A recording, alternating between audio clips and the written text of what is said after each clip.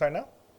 Yeah. Okay, half a day. You're listening to the show. You're watching the show. And we're podcasting from the show. Yeah. I'm Vince. I'm Vince, and this is Toys in the Attic. And Raph. I'm Raph, and we're interviewing Vince. So let's go, baby. Okay, so today we're going to cover Deadpool, and we're also going to cover some independent comics. Not necessarily just the ones on film, but what could be on film, hopefully. Anyway, so Vince, tell us a little bit about Deadpool's origin. Okay, so the reason why I bring up Deadpool is because Deadpool was supposed to come out in the MCU. The MCU integration in March, but it was pushed back to, I believe, in July or June or July. So I'm not quite sure, but it was pushed back to this summer. So we decided, this is a good topic to cover. So a lot of people know Deadpool from the movies. And a lot of common misconception, a lot of times, like when X-Men came out and all that, they think those are the origins of the actual characters. So Hollywood takes liberties of the origins of certain characters. So the thing about Deadpool is if you read Deadpool's origin and you watch the movie, it's actually almost loyal to the source material. So yes, Deadpool was experimented on and all that. So the origin of Deadpool, if you read the comics, we'll give you guys the issues later, or it'll be in the thumbnails. One issue was his dad was abusive to him and beat him up all the time, which led to him joining special forces in the military. Wait, when was that? These are later issues. This was I know, because all I remember was him later being added to what's that comic? Secret Wars. Yeah. Oh yeah, the Secret Wars. The very first Secret Wars. Yeah. They added him to it. I mean, later on. So in this issue, then they later on found out that the narrator was lying. So they told another story that his dad left. His mom took care of him. His mom, to bear the sorrow, she cracked jokes all the time, and all that. So he felt that he was a burden to his mother, so he ran away from home. So that one was found out later as a lie too. Okay. So we're going back to starting with Deadpool. He joined the military. He was in special forces. Then he was recruited by CIA for a group to assassinate political officials or people who are. They told him he's going to be killing bad people that deserved it. So as he was on the mission, he realized that because he was sent to a mission in Japan, that he realized that they lied to him, that he wasn't killing bad people. They were just knocking off people for this guy's in my way to be elected as a president or something like that. Yeah. So they found that out. So he disobeyed an order.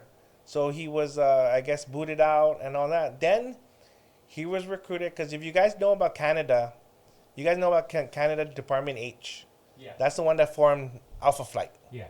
So there's another department called Department K, which is commonly referred to in the project they worked on as Weapon X. Okay. Why? So Department K was kind of like the secret government. So they used to enhance mutants or superpowered beings. In Canada. So that was the Weapon X project. Okay.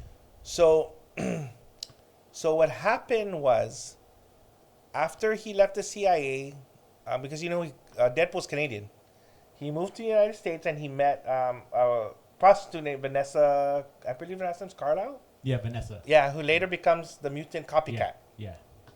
Falls in love with her, and then he later finds out he has 34 inoperable cancers. Whoa. So I guess Deadpool has this thing that he doesn't like to burden people. So he leaves, and then he joins Department K. So Department K, to help him with the cancer, they implanted a healing factor that they got from another mutant, who we all know is Wolverine. Yeah. So it helps sustain the cancer, because remember, this is an implant. Yeah, so like Deadpool's healing factor is kind of like Wolverine's healing factor. Yeah, it came from Wolverine without the adamantium poisoning. Yeah. Yes. Okay. And that's how strong Wolverine's healing factor actually is. Yeah. So his healing factor are a lot of stuff. They got a lot of DNA from Wolverine, because later on, remember, they create X-23, but we'll talk about her in another later on. So then after the cancer, so what happened was during his training to become with Weapon X, his cancer came back with a vengeance. So what they did was there's another area in the Canadian government, a secret hospice basically, where they send superpowered beings for rehab or to try, which was run by Dr. Kilbrew and Ajax. You guys know that name from the movie. Yeah. So what happened is Ajax and Dr. Brew was experimenting on these guys for curiosity and for sadistic reasons. Like it was cool. They wanted to see. And of course, Deadpool, or Wade, let's call him his real name, Wade Wilson. Wade Wilson had his mouth and all that. So, and they subjected these guys to a lot of experiments. So a lot of the patients in the hospice didn't expect to live. So they all gathered around and they started what's known as the Deadpool to see who lives. Okay. And they had their money, who's going to survive.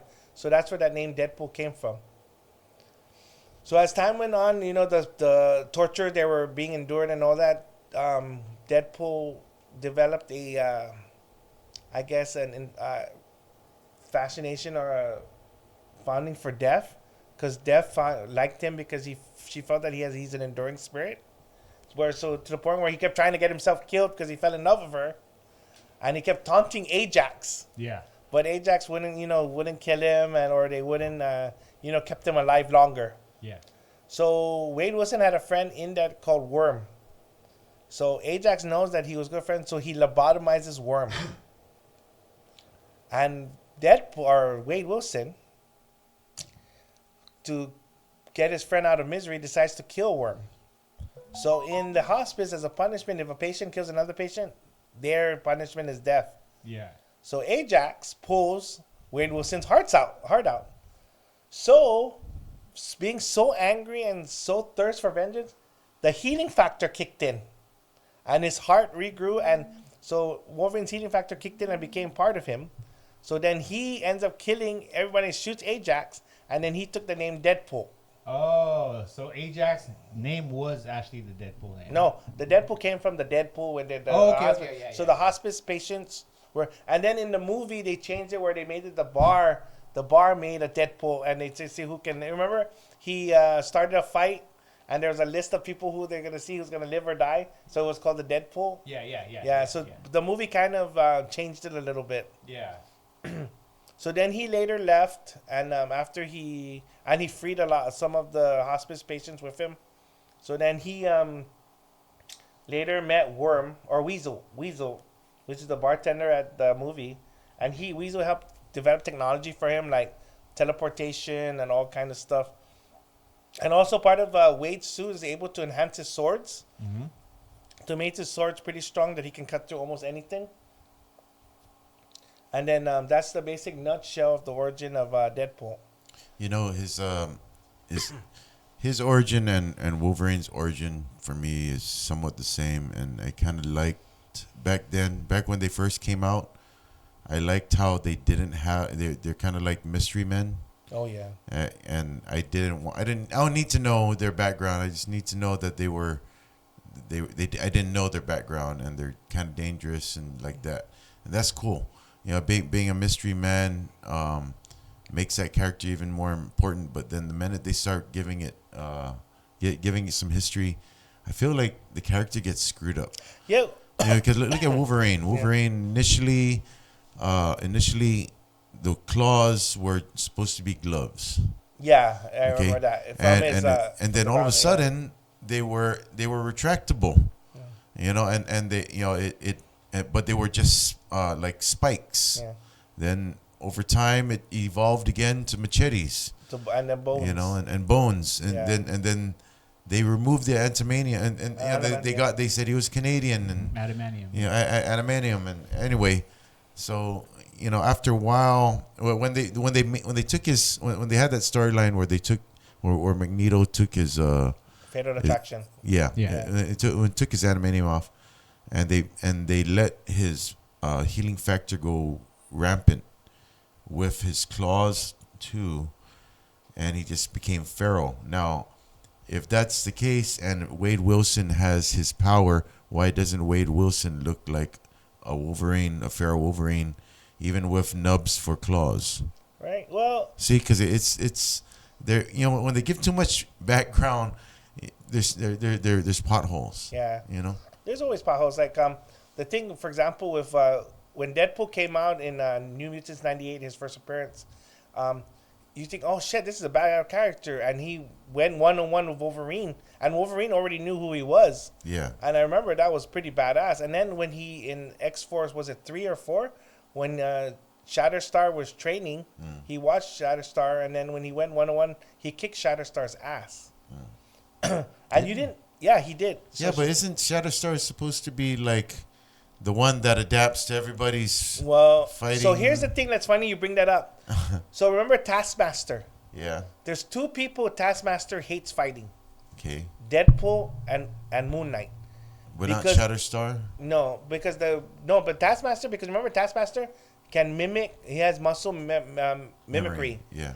But Deadpool and Moon Knight, they're very their fighting styles is very They changed it's it not up. it's not Unconventional. Yeah, it's not. They don't. You know how regular martial arts they have to follow a strategic yeah. style and pattern, and so they fight like Yeah. you know like a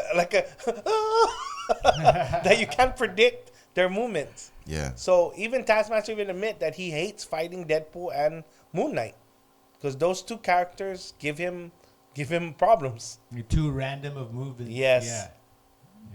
Not like Captain America or Spider-Man where they keep the same. Yeah, they have like a set style that they always like. They always oh use. yeah, so I'm gonna punch him in the face, kick him in the torso, then I'm gonna do a somersault kick. Yeah. So that's always their pattern. Yeah. So then he can mimic that, and that's how he's able to beat a lot of heroes. Yeah. And that's his only power. He doesn't have like super strength or super speed. So going back to Deadpool. He was created by Fabian Nicieza and Rob Liefeld. And it's funny because when Rob Liefeld created him and presented the specs to Fabian Nicieza said, this is a lot like DC's Deathstroke. And it reminded him of Deathstroke. So they went ahead and named him Wade Wilson, a parody of Slade Wilson, which was Deathstroke. Oh. So that's why, and then then they came up with the Deadpool and then the whole origin.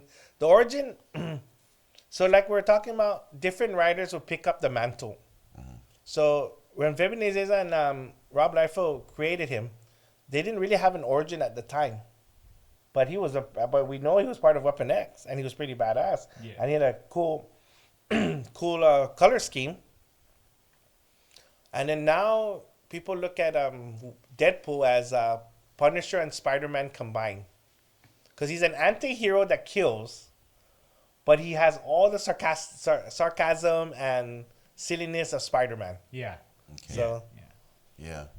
And healing factor of Wolverine. yeah. So, but yeah. And it's funny though, because since I guess it's not his natural healing factor, that's why because of the cancer and experiments on him, because he has a lot of other enhanced. Because when they're experimenting in Weapon X and then in the hospice, it kind of really screwed up his mind. So his mind's pretty torn up because of that. And the whole... and everybody loves him because he breaks the 4th wall. But you know what's funny? He's not the first Marvel character that did that. Yeah, that's She-Hulk. She-Hulk. Yeah. John Bryan's She-Hulk. Brian? Is it Brian? Madcap. Did Madcap do that? No, I remember it was... She-Hulk was the first. Yeah. But nobody recognizes that. They always, because I guess the way Deadpool does it, and I guess because a lot of people were more, because She-Hulk was never really the problem with She-Hulk is that it's a lot of information. Oh yeah. That's what it is. I used to read that exact storyline that they copied off, for the series, and it was very hard to follow, even reading it. But it's fun. Talking about the MCU series, the TV series. No, the TV series is based off of John Burns' the one where She-Hulk, where she breaks the 4th wall. Yeah. And that was a good series, and they did a good job, of adapting it to a TV series, but it's a lot of information, and I think that's fine. You know, the way they do Deadpool and breaking the fourth wall, and then She-Hulk. You know, that was pushing it pretty far, but I mean they got through it. I think breaking the fourth wall is something that they need to limit limit to certain storylines.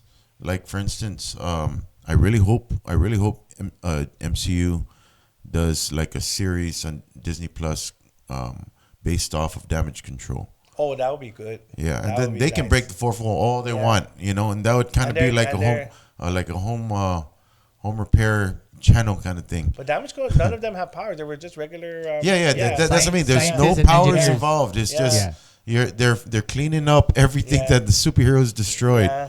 So it's kind of like a construction show.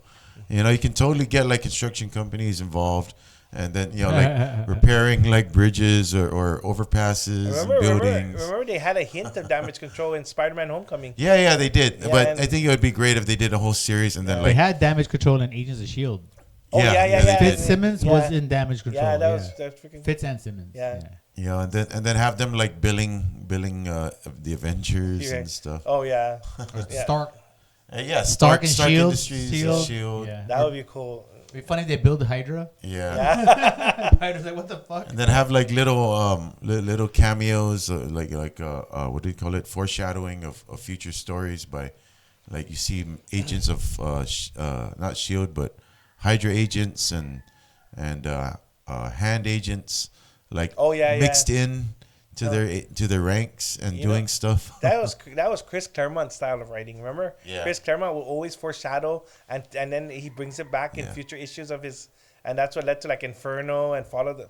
Oh my God. That's Follow good the- writing. Yeah. That's good. That's the way you should do it. Yeah. I mean, I'm not to rag on DC, but even I'm gonna rag on DC. So, there's no continuity with DC. That's the thing.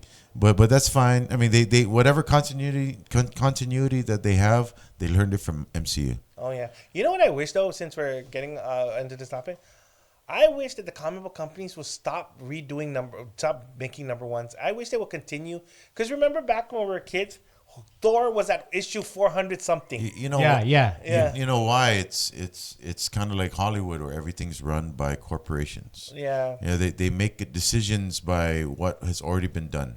Oh yeah. Like, oh look, the Spider-Man seems to be making money. Let's sell more Spider-Man. Yeah. But see, at the same know? time, that like I said, they saturated the market and they screwed themselves over. Yeah. Look Yeah. at Superman. Yeah. Look how watch when they come out with another Superman.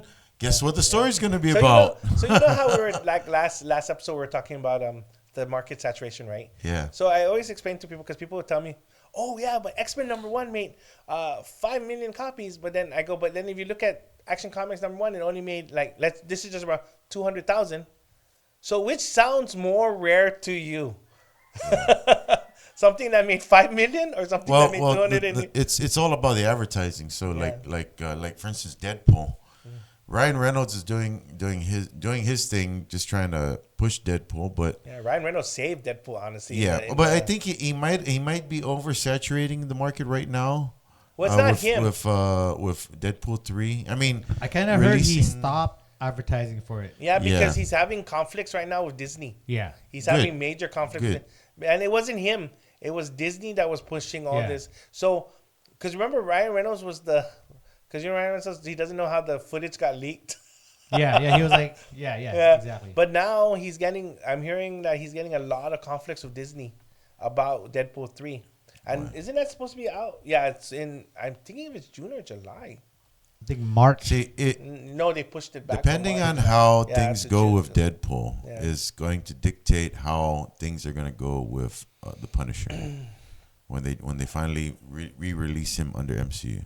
So, Because Deadpool is the wild card under So Disney. you heard about what Disney did, right? In the MCU, they created the Spotlight, and Spotlight's supposed to be, because if you see Echo is under Marvel Spotlight, so Marvel Spotlight is actually supposed to be the darker, more adult side of MCU. I guess they're doing that because remember Disney had Viacom for a while, Yeah. because they didn't want they didn't want it to tarnish the Disney family-esque name and all that. So they had a spin-off. Okay. Like when Marvel did Epic. Remember when Epic, the darker Marvel comics Yeah, and And then freaking nothing was darker than martial law. That was good. That was a good I comment. think Epic did like Hellraiser, Yeah, stuff. Yeah, but Predator, dark stuff. Yeah. Yeah, so they created. The MCU has Spotlight now. So if you look at Echo, it's under Spotlight. So this was like more of the darker MCU characters, like so Punishers and Daredevil, and I believe Blade is all going to be under Spotlight. Oh, okay. I'm trying to understand why for Echo. I know we're getting off topic here, but I'm trying to understand why they made Echo the way they did. And I'm talking about, okay, yeah, she's deaf. Yeah, she's Native American. Why does she have to have a missing leg? I didn't get the leg part. Yeah, I didn't understand the whole leg There was no part. significance to it. It was just handicap for handicapability. Yeah, the background was kind of confusing for me, but You remember what? Okay, so you know what I love about Marvel, and this was a standing thing. Their characters all had a something to overcome. If you look, they're badass superheroes, but they have a weakness. Like for example, Cyclops. Cyclops has this freaking powerful blast from his eyes. However, he cannot go without wearing special glasses. Yeah, 'Cause he doesn't know his Ruby parents. quartz. Yeah, Ruby quartz. Yeah, glasses. so Deadpool. I mean, for example, like with Echo, she's a badass martial artist, but yet she has an artificial leg. So Marvel has a tendency to make handicaps on other characters. Like okay, I'm gonna give you powers of a god, but yeah, we're gonna kind of keep you in check. you have no fingers. Yeah, so you know what I'm saying. So Marvel always likes to put and it's with all their characters always have something like, for example, Peter Parker. Peter Parker is this teenager who has like these freaking badass powers, but yet he has to figure out how to get a job, how to balance his girlfriend, how to teenager problems. Yeah. So Marvel always did that. That's what I liked about Marvel. Not like DC. DC's like all their characters were already badass, like well to do. Yeah, they make him like almost unstoppable. Yeah, like God, like Superman. Superman had the God complex. I mean, he didn't have a God complex, but he's God-like. Yeah, and freaking come on, even his story. The only son delivered from the heavens. What was that? What was that movie that came out recently where it was like a dark Superman story? That's a kid. Yeah, what was that? What was that? I forget. Dark Superman. It was really interesting. I forgot the name of it, but basically it was like Superman, but it's a Superman story, but it was not Superman. The one where they got the parts from aliens. It's the kid with the sack over his head. Oh snap! He had glowing eyes too, and he's fast. He's the same exact story. He fell from the sky. They found him at a farm and they raised him, but he was like a disturbed kid. Like he would murder people. Yeah. Freaking, I'm trying to remember that too. I know what you guys are talking about. I forgot what that was. Maybe we look it up. It was the lady from them. Oh, yeah, what is that? What's her name? I can't remember it for some reason. Let's look that up. But that was a good movie. Do you remember who stars in it? Nope. I think a bunch of nobodies. No, it's the one that made the producer for Power Rangers. Who produced Power Rangers? Oh, Saban? Zorg? No, the new one, the new chick. She also produced Charlie's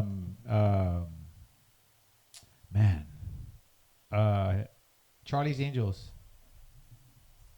You're talking about not Elizabeth Banks? Elizabeth Banks. Elizabeth Banks? She's in there. She was the free. Yeah, Elizabeth Banks. Because she was the director too. Yeah, she was the director. Yeah, you're right, Elizabeth Banks, and she did Let's see her movie listings. her IMDb. Yeah. Oh, Cocaine Bear. She was in Cocaine Bear. Yeah. I want to watch that. I haven't watched that yet. No, I think she's the director of Cocaine Bear. Cocaine Bear. Brightburn. That's what it was called, right? Brightburn. Yeah, Brightburn is the name of the There it is. Honestly, I know of it, but I never watched it. I Yeah, watched me it. me It's pretty neither. alright. He was pretty like it was just a kid like I guess they got bullied or wanted to be a bully or is a bully. I'm not sure. But That's the same. That's the same kind of movie, kind of like the series Heroes. I gotta check that out. I'm gonna check that out now. I wonder if it's still on Netflix. let's try it out. If it's not, then I'll go check the. Act but that's Vid. yeah. Act Vid. actvid.org. Oh, that's where you can see it. That's where I get all my free stuff. There's pop-ups, but you just get a pop-up blocker. No, I do dope box, but Oh yeah. yeah, but we're not promoting. Can we We're not promote that? We promoting can't that. promote. We're not promoting. Gonna beep that all Yeah, out. Well, no, we can just say Beep, no. We can say we like watching that Yeah, movie. but we don't. Yeah. We're not promoting it. Yeah, So. you can just watch it. Like we just talked about a Deadpool. Yeah. Yeah. So on this part, we're gonna do toy time. Yeah. So like everything here, we're gonna try to tie in a toy to because it is toys in the attic. So I just want to bring up here. Where's my camera? Where you got camera? Let me put it. Yeah. Yeah, I'll hold it in front of my camera. So this is Deadpool from Marvel Legends from Toy Biz Series 6. This one for the longest time was the only was one of the best Deadpool figure ever. And this thing actually, I remember one time shot up in the package to at least to $500. Well, who's the face? That's his face. That's his face because he could change his head out. Yeah. So yeah, a lot of people commonly refer to as the Slimer Deadpool. That looks crazy. Look Yeah, at his face. Looks yeah. fucked up. Yep. So the character with him is actually Dupe from the revamped X-Force title. He's like a reality manipulator, right? Yeah. Or something like Yeah, that? yeah. So He looks too much like the Ghostbusters. yeah, guy. that's what I'm saying. They like to call it the Slimer Deadpool figure thing. So this one, I remember when it came out because, like I was saying, Toy Biz like to release their figures cheaper than everybody else. So it was a surprise Toy Biz stayed in business. So I remember when this came out at KB Toy Store, there was like only one Juggernaut from the same series, and there was like 5 Deadpool. So I was like, oh, you know what? Let me get Juggernaut because it looks like he's rarer, and then I'll get Deadpool in. Oh man, never. I learned my lesson. If you see it, get it. Yeah. Because he became so hard to get. I didn't end up getting him till like maybe 6 years after he was released, and I had to pay pretty penny to get this guy. Yeah. But now, Deadpool is so popular, and like I said, the market's saturated with Deadpool now, that this figure actually went down in value. I believe it's valued at 100 some right now. Wow. In the package like this. Wow, so this is $100. Yeah. So in the series, like, see, that's the Juggernaut. What happens if the plastic gets brittle? It gets yellow. Yeah. So It turns it yellow. does deteriorate the value. I'm trying to see. Why is that? It's just the freaking plastic. But some people want it pristine. Some people like collectors. But plastic. But here's the thing: if it's rare and they can't find, and even if it's the plastics yellowing enough, It doesn't matter. yeah, people will get it because that's the only one. It's rare. Mm-hmm. So, but yeah, so you see that they have the brown costume Wolverine, then they have the Thomas Jane Punisher, and then We constantly improve and update our products. Sometimes, as a result of these improvements, what is seen on the package. So Toy Biz had a tendency, like for example, toys like Hasbro will release a toy for $25. Toy Biz, when they released it, was like $10, $15, way cheaper than the other action figures. But look at that. Those are cool Yeah. guns. Yeah, so freaking, and then Toy Biz later came out with the Build-A-Figures, and at that price point, so it was surprising that they stayed in business. But then Marvel made the decision that they wanted it distributed more, so they went with Hasbro. So Hasbro took over, and then Toy Biz is now out of business. And Toy Biz used to be a Canadian company. Well, I guess on a business standpoint, one of the things about having collectors don't help the actual business. Yeah, So it doesn't matter to them. because they want to get out to the general public. Yeah. So they can release as many number ones as they want. Yeah. So that it's just gonna piss off collectors. So going back, what I loved about what Toy Biz used to do, look, Toy Biz used to have a comic book with each of their figures, and they don't. Hasbro doesn't do that. Nobody does that. Oh, I take it back. Mattel's, when they're re-releasing their origin lines, they pack the little mini comics in because that's how He-Man started. Yeah. Before the Filmation cartoon came out. I remember that. Yeah. So if you see in the back, there's a Deadpool comic book back there. Cool. I see it. It's in the back of the package. Yeah. Yeah, So next, we're gonna look at the movie Deadpool. This actually came in as a 2-pack with what was her name? Megasonic. What's her full name? Megasonic. Teen something. Teen Nuke. Megasonic Teenage Warhead. There we go. Yeah. Yeah. It came with that toy. Yeah, it was a 2-pack, and this is the movie. This came with the toy, with her toy. Yeah, so it was a 2-pack with her. So yeah, and I didn't have any movie figures to say. Okay, yeah, I know at the time it was at GameStop when we That's still not had a GameStop. Oh, if you're wondering, guys, we're on Guam and GameStop left us when we were doing good. So if GameStop will come back, no. Yeah. Why did GameStop? The stocks or something, right? No, so the story I'm hearing, this is not official, this is all rumors, is that the mailing cost to bring stuff to Guam was too much. And and originally what I'm hearing is some food bar happened, they were only supposed to close one GameStop. So all of a sudden But then they closed a lot. Yeah, they closed, yeah. So, and again, corporate greed, instead of, fixing what they should, they didn't.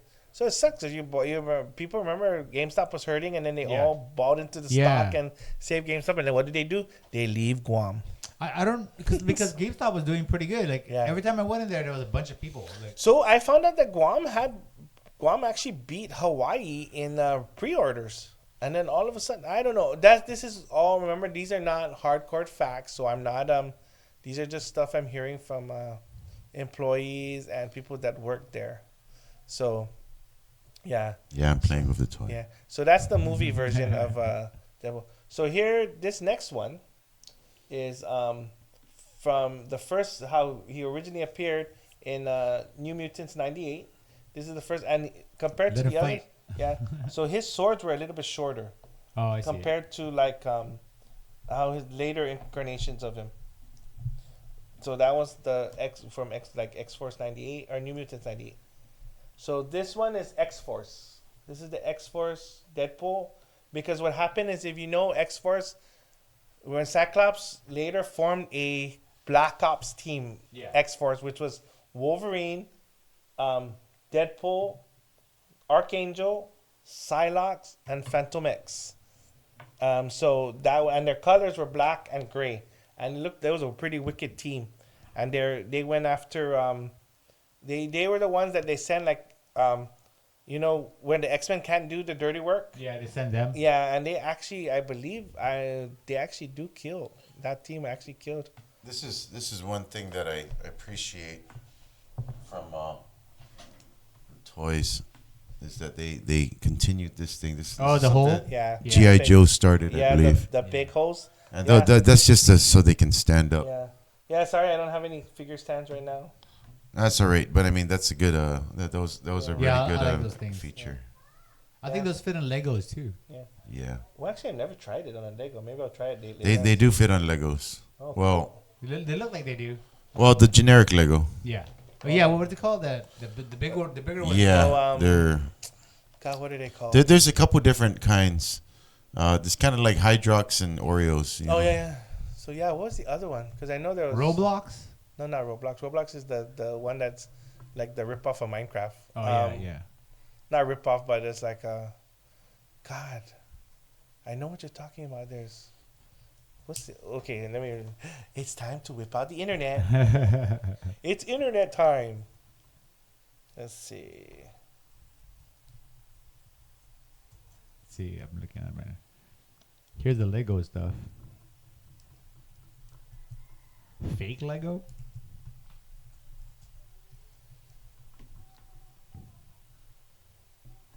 So Mega Blocks. Mega Blocks. Yeah, Mega Blocks is the other one that's like Legos.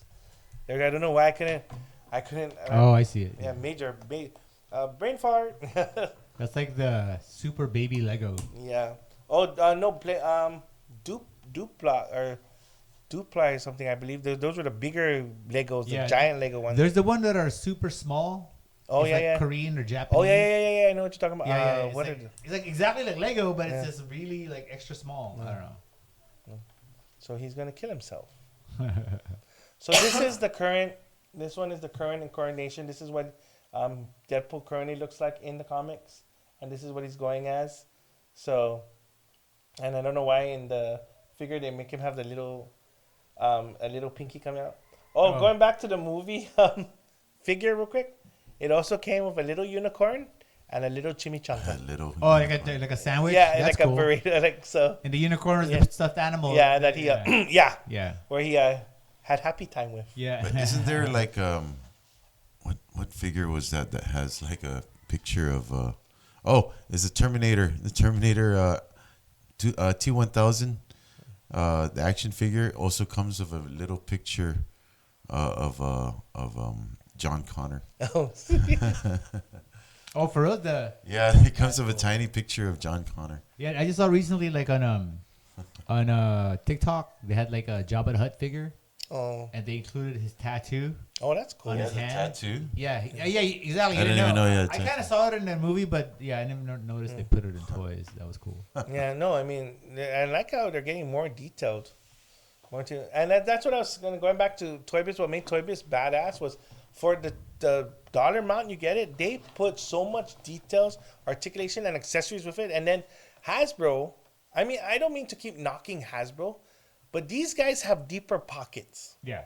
And and they're cutting costs at the wrong place. Like for example, GI Joe. I know we're going off subject, but it's kind of so.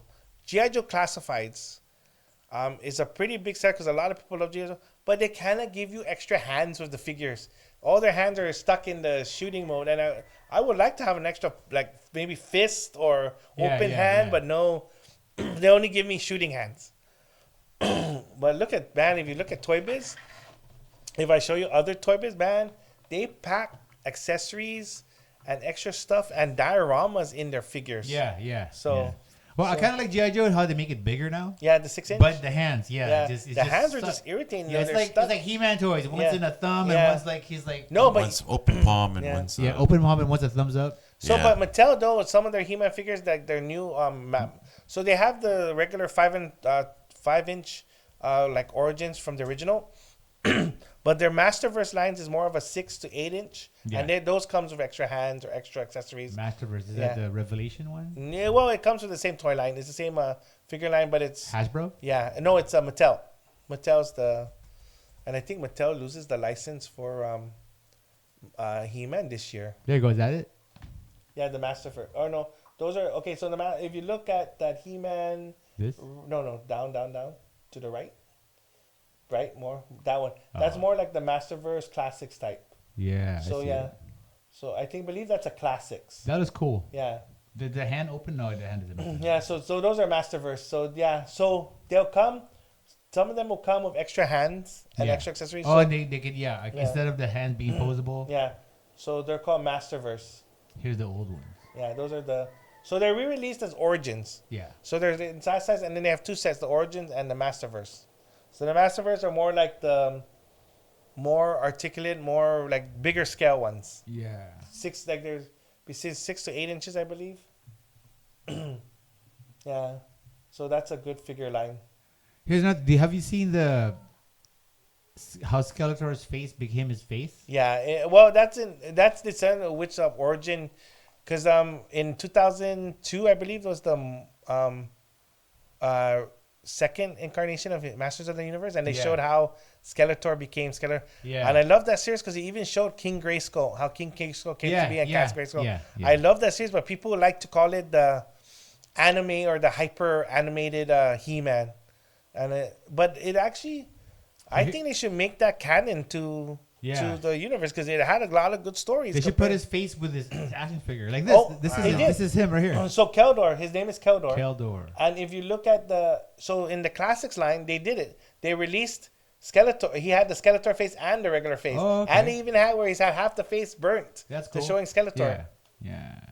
So, yeah. So if you look at Keldor Classics or Keldor? Yeah, it's Masters of the Universe Classics Keldor. Classics. It's funny how that they got away with that being Yeah, I So see you it. look- being an action figure. You have a skull face. Yeah. You know, back then I used to get so much crap as a kid from my parents. It's like, why? How come that one looks so evil? It's a Skeletor looks like a. We'll do a Masters of the Universe one. We'll do a Masters of the Universe. In my opinion, when it came to Masters of the Universe, because it was a toy that converted into a TV series, a cartoon series. Mhm. I think instead of them bringing the series back, or no, I mean, like writing new stuff, because like that Adventures of Tila thing really sucked. So, But my opinion is they need to just take all the old episodes and make them better. So here's my thing. We'll Just talk same commercial, same we should episodes. save that. We should save that for our Masters of the Universe episode. Yeah, Because that's when I'm gonna bring Castle Grayskull in here. They have a toy with his face burnt off. Yeah. So that might So no, because that's how. That's how his face was like becoming a. And then they actually have that toy. He was actually okay. Since we're on the topic, he was actually dying, and then he had to go and make a deal in Despondos with the demons. So that's how he was able to become fully and still live. How do we get here? We're supposed to be talking about Deadpool. That's what I'm saying. Yeah, I just a little way off. Yeah. Coming back, bringing it back. So where are we going? Oh, okay. So in this part here, I guess we can cut because we're gonna go into. So before we cut and go into the next segment, Fabian Nicieza and Rob Liefeld. Rob Liefeld left with a handful of other Marvel comic book artists, and they formed an independent comic company. So I guess that'll be our segue. We'll cut here, and we'll go into our next segment into independent comics. All right, thanks. Yeah. So and then I'll just stop right here.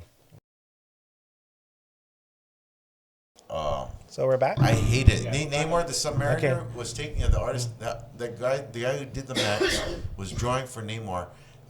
It pissed me off because I hated his art. Sam Keith.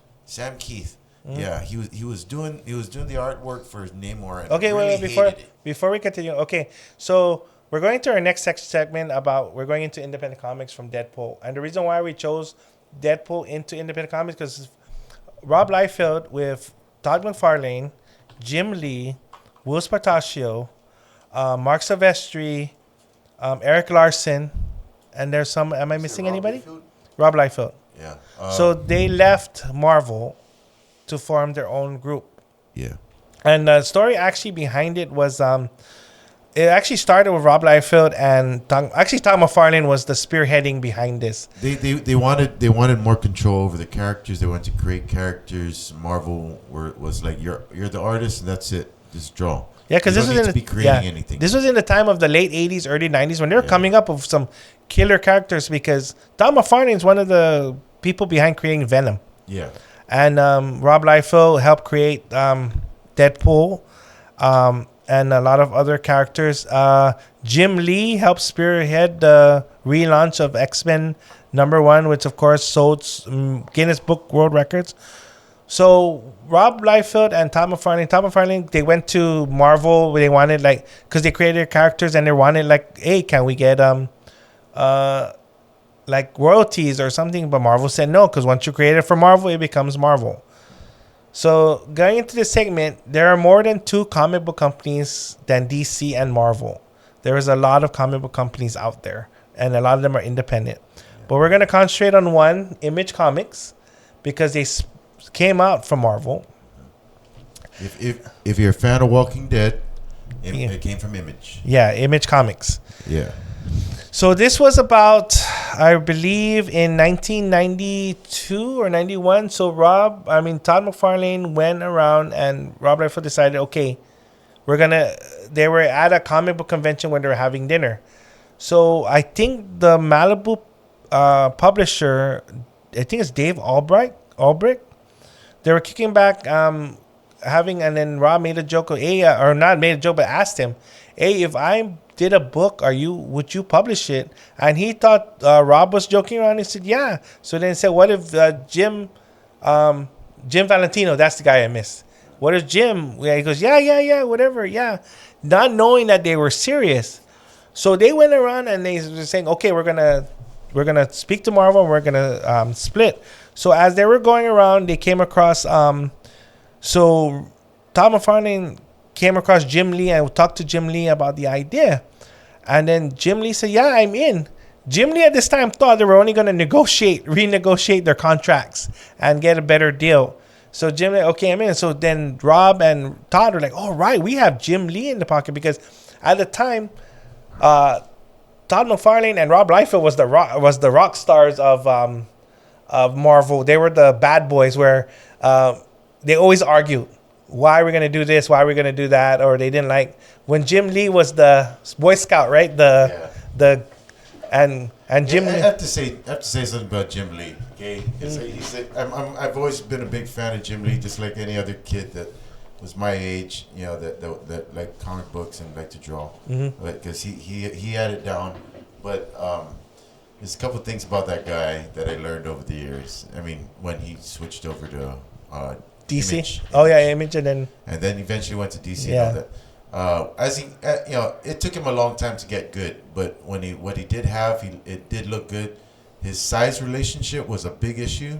Oh, like compared to Rob Liefeld? Yeah, well, Rob Liefeld, I hated his art, and I can go off on him for a good 50 minutes. Yeah. But I'm talking about Jim Lee here. Yeah. Jim Lee, he did Wildcats, okay? Yes, Wildcat. Now, Wildcats, to me, it was pretty, but it was a little bit too, for me, it was very Japanesey. Yeah. The colors were Japanesey. The uniforms, I mean, he's a good artist. He's not. He shouldn't. I mean, those were very hokey looking costumes. They could have passed as DC Universe costumes. So, I mean, I would if you were to take him. I found this on the web for DC Universe costumes. There you go. That's Yeah, you weird. see, there's Voodoo. Was it Spartan? Yeah, Grifter, they're Maul. Yeah. the uniforms from Wildcats really made them look very DC. To me, though, it looks like, honestly, it looks like X-Men. It kind of Yeah, looks like... it does. It does. But I mean, if X-Men was in DC, Yeah. you know what I mean?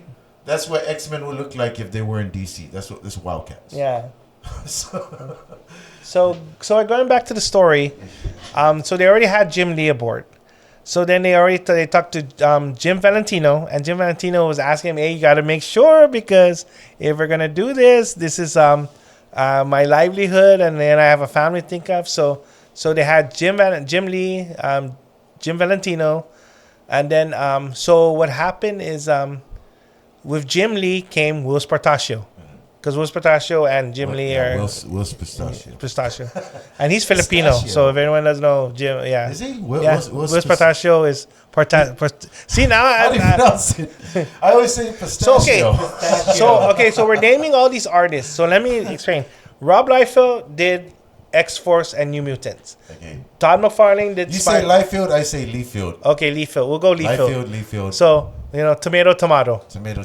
So Todd McFarlane did the relaunch of Spider-Man, just Spider-Man, #1. And he was one of the ones to spearhead the creation of Venom.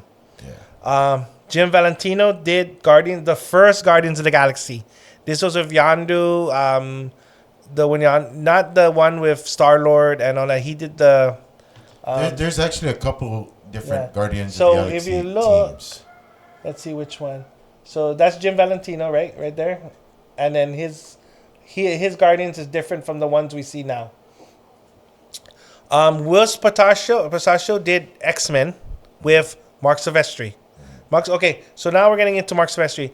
And so he did Wetworks, right? yeah, we're gonna get that's what Wetworks. So we're gonna get into that. So when Todd was at one of the hotels thing, he ran into Mark Silvestri. I guess they were in a convention, and brought up to Mark. So he said, "Hey, if you're in, you have to let me know by tomorrow." He goes, "Wait, I have to decide my livelihood by tomorrow." So Mark went ahead and jumped on board. So this is who they had. And Eric Larson. They also recruited Eric Larson, and Eric Larson also did. I believe, was it Spectacular? No, he did Spider-Man. Savage. No, he Dragon. did when at Marvel. We're talking about what they were at doing at Marvel. He So he did Spider-Man, right? Spider-Man. Spectacular or regular or Amazing. web? Amazing. Okay. Wait. Yeah, I think he did do Amazing Yeah. because he. Let's see. X-Men. He did Follow the Mutants. Amazing. X-Men. Yeah, for Eric Larson's artwork. Eric Larson. Yeah, Eric Larson. What Eric Larson did at Marvel. Not Mark. Eric. Oh. Eric Larson. Eric Larson did a lot of Spider-Man. Yeah, so there. So Yeah. he did do Amazing. Yeah. Oh, he did Act of Vengeance. And Oh, that's Excalibur. that Hulk. That's Todd McFarlane Hulk. This. Go to Yeah, that. yeah, That's Todd McFarlane's Hulk and Spider-Man. See, Todd But McFarlane. that's when he did the inside issue. So Todd McFarlane, going back to Spider-Man, was popular because he made Spider-Man with the big eyes. Yeah, he did. Yeah. So Yeah. if you see how Spider-Man, but what I hate is Hulk has a big ass forehead. Yeah, the undulating brow. Yeah. He looked like Frankenstein or something. Yeah. And look at his Venom. That's a wicked I Venom. know. I like that. I liked. No, I don't think that's Todd McFarlane's Venom. That's Hulk.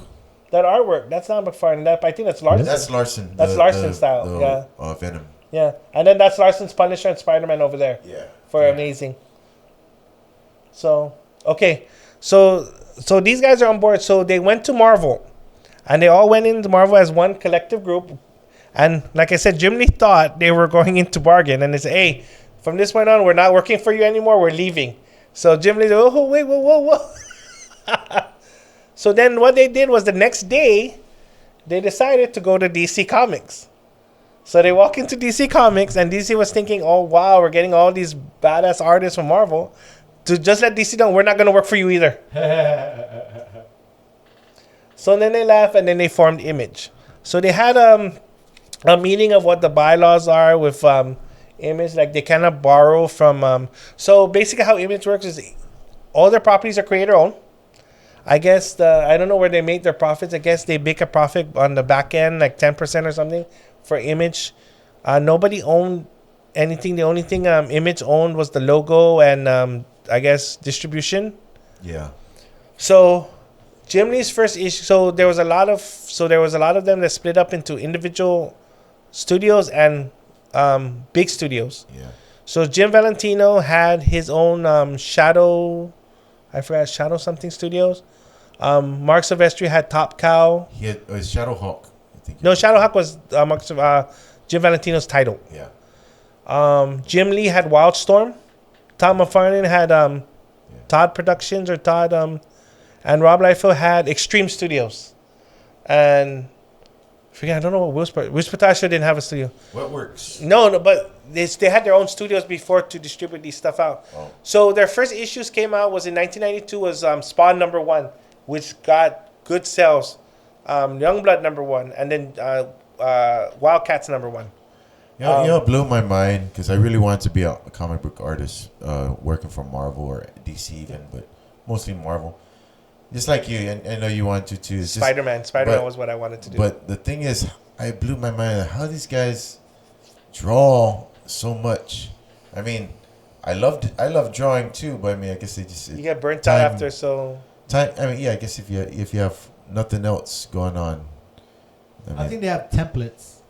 Well, yeah, you know, like a blank figure. You got it on. Yeah, I know Jim Lee's in the beginning. Jim Lee's characters all had all his women had the exact same pose, And their men all had the same chin structure. Yeah, The same chin structure, and but you know what's funny? Rob Liefeld, out of all of them, was self-taught. He didn't go to any art school like the other artists. Yeah, I know. That's why he had all 32 teeth up front and Big boobs. Big boobs. No way, and no wrist. If you bring up Rob Liefeld's art, he doesn't even know how to draw feet. They're just sticks. So the joke is they wanted. So when they brought Mark Silvestri, even Jim Lee said, Jim Lee said, it's nice to bring in an artist that knows how to draw feet. Look at his Captain America. That is the biggest. His Captain America is the biggest one that took a lot of shit from. Oh God! Look at how big his chest is. It's like weird. Yeah. So he took a lot of shit for that one. Oh yeah, he did Youngblood. Yeah, Youngblood was his. So see his artwork. I forgot. So yeah, here's the thing. Look at the wrist. Look at his. But Youngblood looked like a Dungeons and Dragons team. Let's look at Rob Liefeld's feet. Yeah. Look at the feet on his characters. Which is not a bad thing, you know. But it's just they see. Look at how he draws his feet. Come on. I know, Human feet don't look like that. So that's and look. That's on the wrong side. Yeah. So he gets a lot of shit for feet. But I have to admit, though, other than his wrist and the waist, and look at it, look at the abs, look at his abs on his characters. I didn't know you had like 20 pecs, or 20. So that was still funny in Rob Liefeld's artwork. Okay, so going back to Image, so they went ahead and they formed these characters. So you got some kick-ass comic books coming out from them. But what happened was, being a comic book artist and a writer, and it's hard to be that, and you have to worry about distribution. You have to worry about other things that they actually got to develop a reputation of late issues. Yeah, that's true. Yeah, so their issues were coming out, so they were not. And then they got into this like issue 0, issue yeah. half. So they and then they kept making too much of story. Like Rob Liefeld made Young Blood, Bloodshot. You know, they kept coming out with different titles. So, but their bad reputation was late titles. They released it late. Wills Portacio in the first year, his Wet Works came out late because at the time he was having a family issue in the Philippines. So his title came out late, but his one was Wet Works. And it was a group of operators that fought like werewolves, vampires. Yeah. And it was a pretty good story. Mark Silvestri came out with Cyberforce. Cyberforce, yeah. That was Mark Silvestri's group. Well, What Works was very interesting because but yeah, like you said, you waited so long for the next issue to come out, and then you just forgot about it. So if you it look was at, just like an urban legend. What Works was an urban legend, but Cyberforce was also pretty badass. So if you look at Cyberforce and Wildcats, don't they look like the template for them were X-Men? Yeah. Look at them. They look like X-Men teams. Yeah. And these were X-Men artists. Yeah. So Or what it calls Reavers? Reavers? yeah, the Yeah, Reavers. they look like Yeah. the Reavers. Yeah. So But that's the issue that he drew. So. yeah. So look at Cyberforce. So and then look at his character Ripclaw, right? That's his name. Yeah. Wolverine. Freaking Yeah. in Wildcats they have a character called what's his name? Warblade. Yeah. Another Wolverine-like character. So it's so funny. It's like, and then you have in Wildcats they have Maul, which is the Colossus figure, Colossus, and then in Impact, right, or Velocity or Impact, right, the big guy in Cyberforce. So Colossus. So I'm saying, I guess. Oh, there's a formula. Yeah, Basically, strong guy, smart guy. Leader type. Yeah. Sidekick. Yeah, true. But yeah, and then you have the Fantastic Four. It's a perfect example. But Fantastic Four is the first one. You have first a token woman, a token kid, a token smart guy, and then the big, strong, dumb guy. You're guy. just missing one other token. Well, The black guy. he wasn't dumb. Yeah. Forgive me, I'm not being racist. So Rachel. Oh, we're gonna get into that. So as we continue with Image had some good titles. I remember Stormwatch. Max. The Max. My favorite was Max. Yeah. And the Pit. And the the Pit. Well, and the Pit. Del Keown's Pit Pit. was good. Yeah. Yeah. Dale So Keown later on, was an awesome Hulk artist. So the good thing about Image, they were able to bring other indie artists to come and create their own, like we were just talking about Sam Keefe's the Max. Yeah. Del Keown's the Pit. Now I have to be clear. I hated Sam Keefe. Keefe because when he When he did draw Namor the Submariner, I used to read that comic book up until he drew it, and I hated his artwork. I mean, I know it wasn't the traditional the traditional comic book art, and he was more artsy. But just met the Max. I mean, the Max was cool because it was different. It wasn't. Yeah. It wasn't based in reality. Yeah, you know. this story, I have to agree with Raph. This story, The Max, I loved, and even had an MTV show for a while. In fact, that he had an MTV series, Which was loyal. It was loyal to the comic. It was the same artist. If you could kept remember, we actually did that. Remember? Yeah. We opened when they showed oddities. Yeah. The Max. We opened up the comic book, and it followed. We should review that. Yeah. Oh yeah. The only issue I think Well, was yeah, that one maybe. right in the middle when he goes up against Pitt. Oh yeah, because Del Keown owned the Pit. They had to Yeah. change it in the cartoon. in the cartoon, So they instead of changed it being the Pit, he actually went up against a giant Is. Yeah. You remember they made it a giant Is instead of the Pit. But yeah, because of that part. But I loved the story, and it was Yeah. like. I loved his art when he did the The Max. I didn't like it when he did Namor the Submariner. Yeah. You know? So the Max was a good. Yeah, we should do. It's something. funny because he's always flicking people off. Yeah. Yeah. But that's his actual. That's Claude. He can't say nothing about it. His action figure is super rare. Yeah. And if you there's one. Did he have an action figure? Yes, he had Man, several. I want that. But it is hard to get, and if you do find it on the secondary market, I think the cheapest I think found it for is $300. I still have the VHS. I have the DVD. So if you guys want You have the DVD? Yeah, let's review it. Yeah. Oh man, So I have the DVD of the Max. that's So- a cool. This is one of the coolest cartoons. Yeah. And I love it because Mr. Gone always called him Verlappin. Yeah, And I remember that. Naughty Bad Yeah, Lappin'. naughty. We should review that live. Oh, yeah, that that would- the people watching. And Oh, yeah, People need the to Ma- see. People need to figure out the Max. Yeah. That was one of the best shows that came out of. Yeah, it was Image so Comics. underrated though. Yeah. I mean, it was a good show, and honestly, I liked it better than the I don't head. think it was underrated. I think it was underpromoted. Yeah, true that because But then again, that's because of Image being, it's the artist creation. The artist has control, and if the artist, I don't know what happened to Sam Keefe. Is he still alive? no, he is, but Why doesn't he push it out some more? Well, like At least what was there before, So I didn't know they had a Batman. Yeah, Batman versus Pitt. So What? they did a lot of crossover. They did a crossover with DC. So going back, so when they formed Image, remember so Todd McFarlane had an idea, but Jim Valentino didn't think it was a good idea. You know how in the Marvel comics they had Stanley Presents. Yeah. At this time, Jack Kirby was still alive. So he said, why don't we put Jack Kirby Presents? So Jim Valentino said, it's not a good idea, but Oh, Channing Tatum as the is going to be the Max. no, I don't think so. I don't. Well, think he's not going to be. He's going to be wearing a no, mask. I don't think it's personality wise for the Max. It has to be somebody. Why? He doesn't. To me, I think he's gonna be a voiceover. I don't think his like his personality wise and his acting wise. No, I don't. I personally don't think it's gonna be good for the Max. I don't know. I'd like to see how he does. He hasn't like annoyed me yet. You know who was perfect? But though I didn't watch that thing where he was a dancer. Oh, Magic Mike. Yeah. You know what was perfect? Going back to Image, they had an HBO. Remember they had the Spawn movie, Yeah. and then they had the HBO series, and Keith David as Spawn was spot on. Yeah. For the voice of Al Simmons as Spawn, that was good. David? Yeah, Keith David. He's the one in Something About Mary. He was also in They Live, the black guy. Okay. And the one with the, yeah. He was in Rick and Morty. He was the president in Rick and Morty. I like how John Leguizamo did as Violator? As Violator. Yeah, He did pretty. I didn't even realize that was him. yeah. It was It's a like, good holy thing. cow, that's good acting, man. Yeah.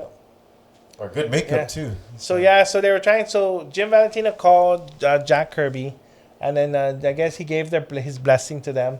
So going back to Image, Yeah. so they were having those issues. So they brought in, like I said, a lot of artists came to own their stuff. Like one badass artist, which was under Top Cow, was Michael Turner, and he did Phantom.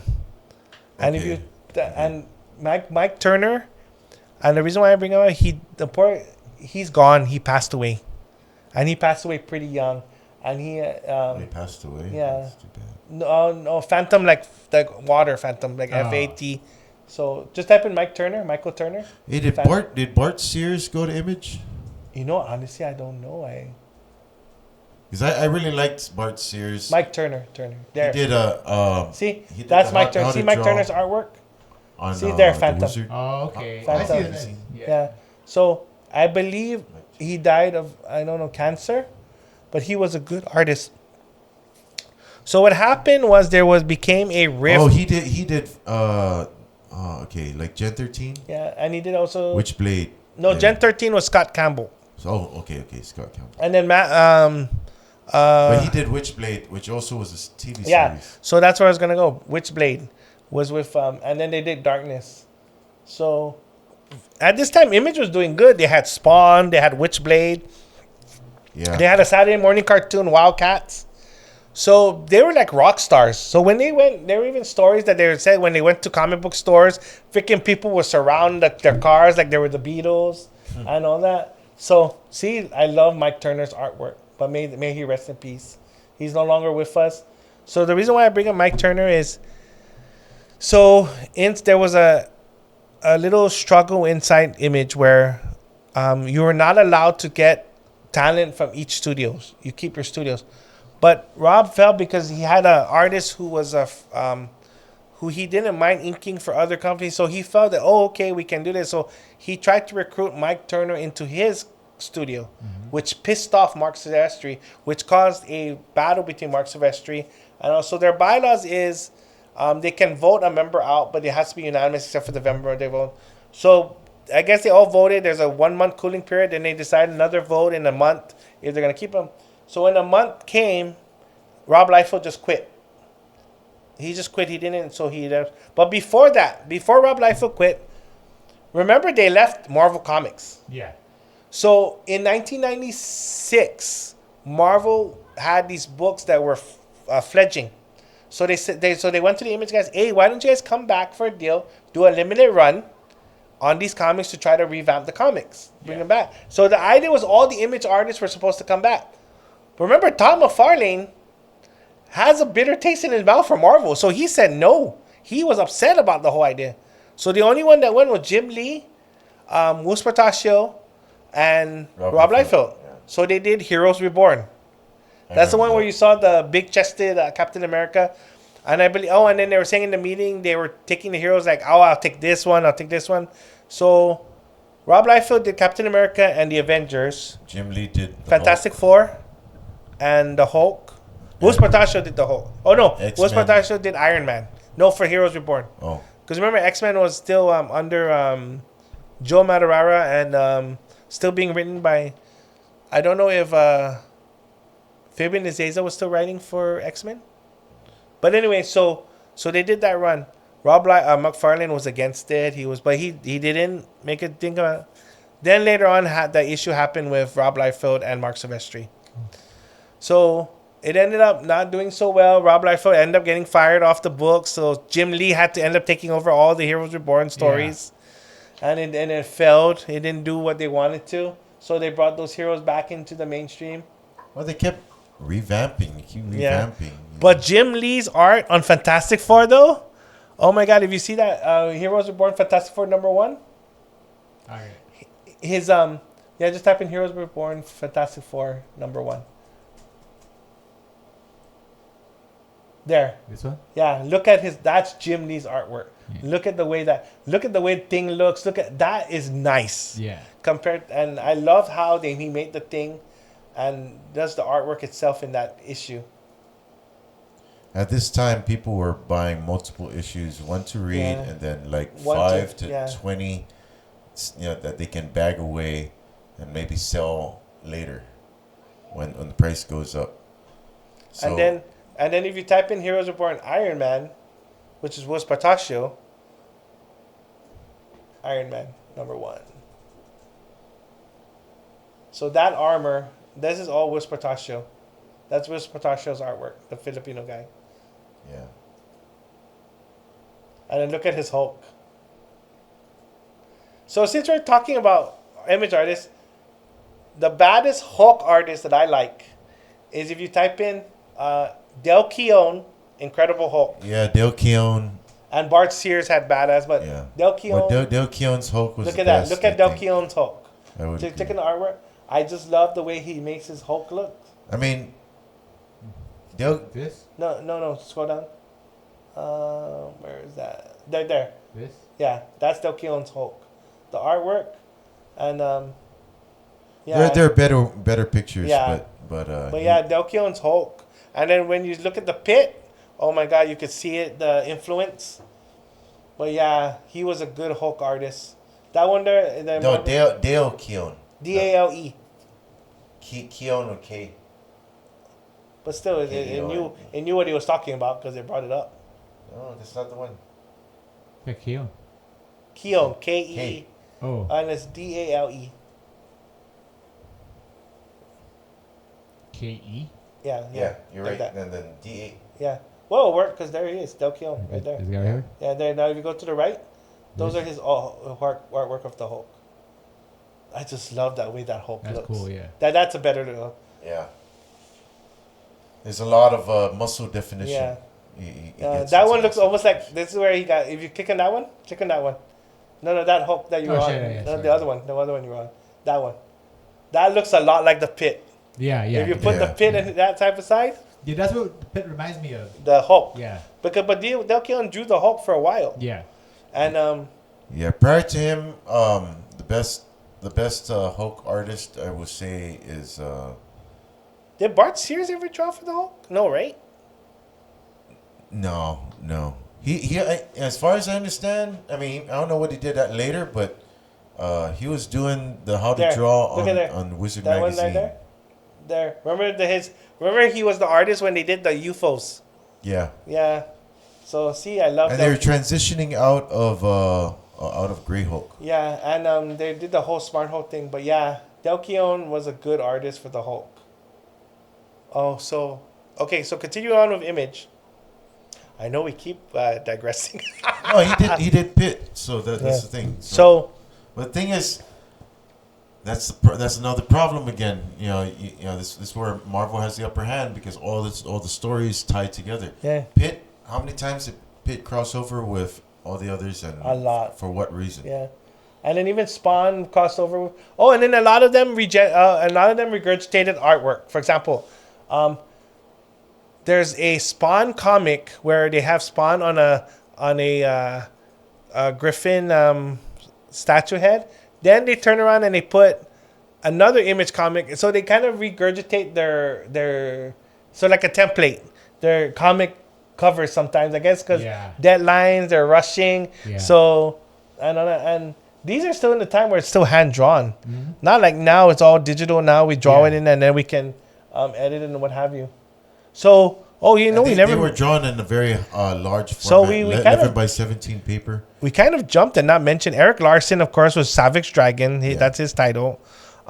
Jim Valentino, Shadow Hawk for Image. Any artists did we miss? And so those are the two artists that we didn't cover. Now, when did Walking Dead step in? Okay, so here, I'm getting there. So as it went on, what happened was when Rob was out, they were hurting as a publisher. So Jim Valentino took over as publisher. As he took over as publisher, they changed a lot of Democrat because they already, and at this time, so they already lost Rob's Extreme Studios from Image. And but the biggest blow to Image was out of the blue, Jim Lee sold Wildstorm Productions to DC Comics. Yeah. So DC Comics owns, so that was a big chunk of Image's publishing. So I was right. Yeah. So Wildstorm and Extreme. So Jim Valentino took over as publisher. So they had to. So he brought in different. He changed the genre of. So you get like different titles now. So at the time when Image was big, a young guy named Robert Kirkland goes in the comic book store and he's asking what's going on. And I said, there's these artists who left and they're So he was like cool. So he got like Youngblood #1. He was following these guys. So later on the line, he goes to work for Image, and he presents to Jim Valentino his story about a zombie book. But zombie books don't sell, so they didn't want to. So he said, it's just, but it's just started out zombies, but it's actually the government's experimenting on UFOs, and they're making people dead and all that. So he lied about it. Yeah. So they said, okay, go ahead. So he goes and they do Walking Dead #1, which becomes super popular, sells, and then Walking Dead #2 surpasses Walking Dead #1, #2, and keeps on. So Jim Valentino asks, "So when are we gonna see about the UFOs?" And he goes, "Oh well, man, I lied to you." Yeah. But hey, look at Walking Dead, and it became one of the most popular TV series on AMC, and I believe now there's a new. But I mean, I know they're trying to revive it right now. Yeah, with that news, the spinoffs. Yeah, so, but going back to Robert Kirkland, then Robert Kirkland was asked to become. He then became a member of the founding members of Image later on. So he's one of the up there because of Walking Dead. But I heard they only followed the comic book up to the prison, and then that's it. Yeah, and then they wrote it on their own and so like that. Oh, and the TV show? Yeah. So if you type in Robert Kirkland. So just up to the Kirkman, prison. yeah. Because The Walking Dead actually right there. didn't always cover the same characters that they did on the show. As they covered all kinds of people. So there. Little and kids. Then type in Walking old Dead. people, I think. Right after. They actually did a lot better with the as a video game apparently. So there. So there's his Walking Dead. So in the comic book, in compared to the TV series, Rick loses his arm Yeah. because he got. But in the TV series, they made it Herschel, and they made him lose his leg. In the comic book, Carl wasn't supposed to die. Carl took over. Rick dies, and Carl takes over, and it shows later on. But the TV series took liberties and wrote and changed that all. Yeah. I think when they killed off Carl, that's where the series kind of went south because they needed a kid. Because if you think about it, what was the premise of Walking Dead? This guy struggling in this world to find his family and keep his family together, and they already screwed up when they killed off Lori. Yeah, he did. So so he's struggling, and the girl, the young girl, what's his daughter's name? So the daughter wasn't even his; it's Shane's. Because remember, she was fooling around. So when you kill off Carl, you took the last thing that made us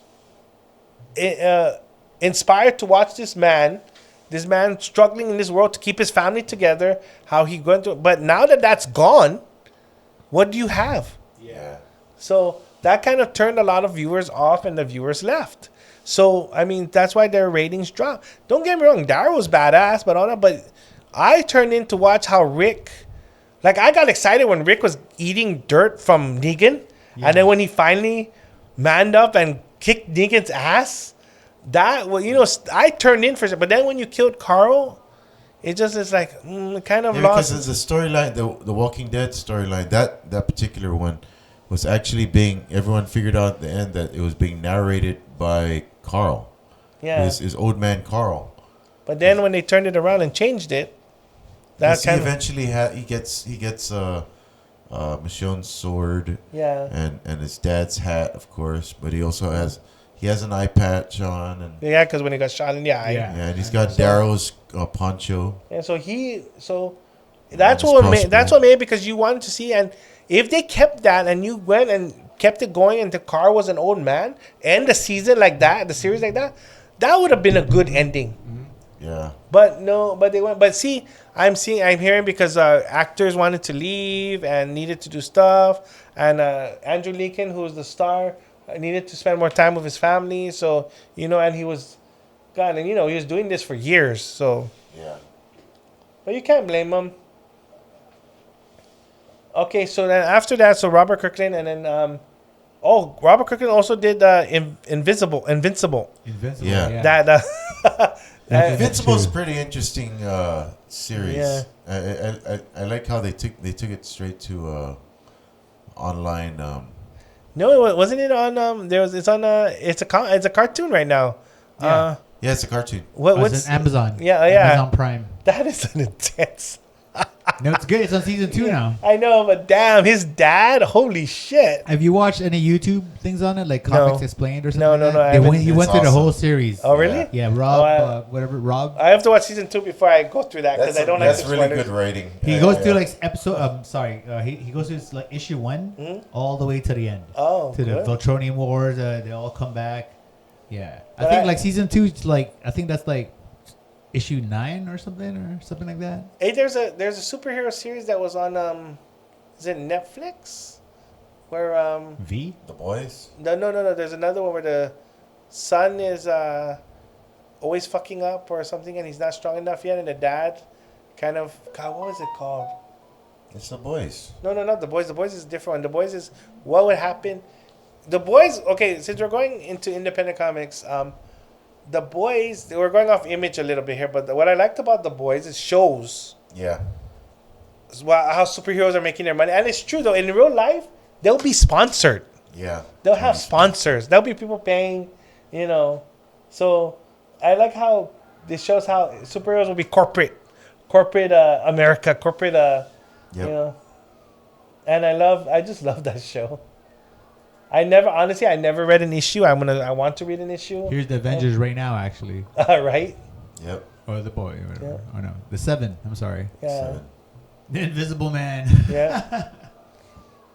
So I freaking I love that show, and I love how, and it's true how it shows how corrupted they are, and how they don't want to lose their sponsorships. I haven't watched the last season of The Boys. How was it? It's not bad. Huh. not bad. It's on season 3 is actually like called The Five Oh yeah. or something like that. Like younger ones, they make cameos. Mm-hmm. Like there'll be a battle or something, and they don't know how to get out of it. So like, So these guys show up. Homelander will swoop down and just zap everybody. Stop it! What you're doing? I'm Homelander, and like, just kicks everyone's ass. But I just like how they show. They have a movie of the week, or they have their Adidas is sponsoring the guy who runs fast. And stuff like that. Yeah. You saw the first couple like episodes, right? When he killed what's his name's girlfriend. When he like ran and she exploded. And then he didn't even. And they were only offering what 10,000 or 40. Like that, I was like, what the hell? And they're not taking responsibility. That was so bull. The one that cracks me up is the Nazi. The chick. Yeah, it's like the opposite of Captain America. Yeah. This one. Yeah. She's also Storm. Yeah. Yeah. It's like Storm and the Red Skull. That's so funny. But yeah, that's a good series. Oh, there's the Captain America-esque kind of guy. Soldier Boy. Yeah. That's the guy from Supernatural. Yeah, they're making another one. Supernatural? Yeah. I don't know how that's gonna be.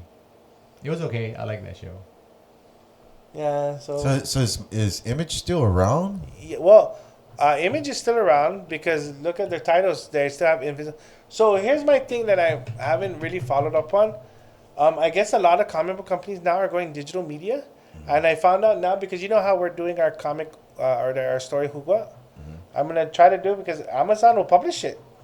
So I'm gonna see if we can publish it on Amazon. But I'm finding out it's easy now because there's a lot of publishing places you can go, and there's a lot of independent people who are doing their own comics. But let's Image Comics. Let's type in if Image Comics still around. Just for actually right here it says this is like an hour ago. Oh yeah, see. Yeah, Ghost Machine 1 introduces a host of exciting new comics. Yeah. Spawn. Look at Spawn is at number 350. Yeah. See, that's what I'm saying. Oh, really? That's what I'm saying. This whole number one thing, because if like for example, remember Thor actually went up to 500. Yes. So if you had issue 500 and you had issue number 1, that will be worth a lot of money. But keep revamping the stories. Shit, X-Men before they revamped it. Remember, Uncanny stayed in the number system, and Uncanny was like still at 200, 300 some. I mean, to be clear, because I used to collect Thor, and his stories were really lame.